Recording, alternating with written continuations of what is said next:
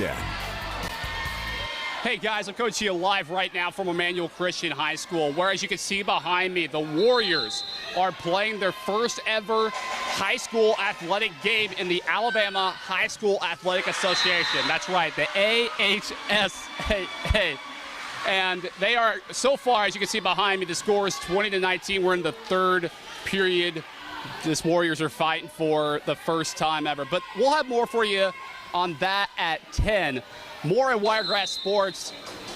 Troy football actually had a scrimmage here not too long ago with only 12 days left to the season begins.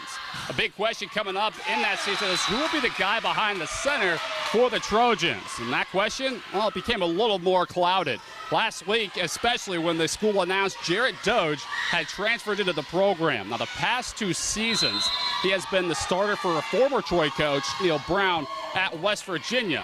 But the defense was the storyline, and Coach John Summerall wants the offense to look better before that first game on September 3rd.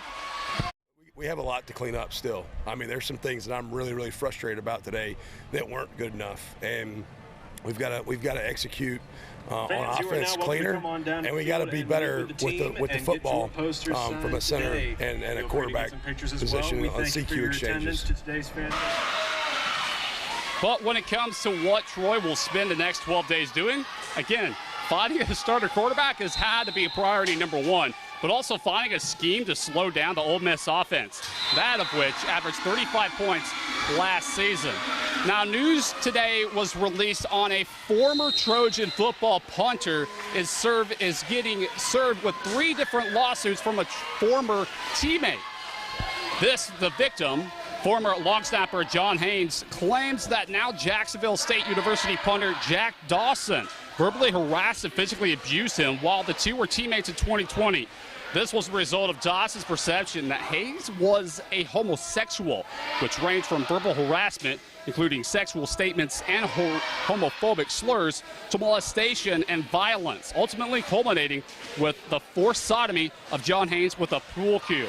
Now, court officials and online records have confirmed that the criminal warrants for Dawson's arrest have gone unserved since October when they were issued. And speaking of college football, in the AP rankings, Alabama, plaster all over it. 4 of them to be exact. Bryce Young and 3 other Tide players are on that list, including linebacker Will Anderson, defensive backs Jordan Battle, and Eli Ricks. Ricks, of course, is a transfer from LSU this season who fans are super excited to get to see what all he has to offer. But finally, the Braves take on the Pirates today for the first of a 3-game series. Unfortunately, though, at this moment, that game is actually delayed. But even though the first pitch is supposed to be at 6:05, there's still no score, of course.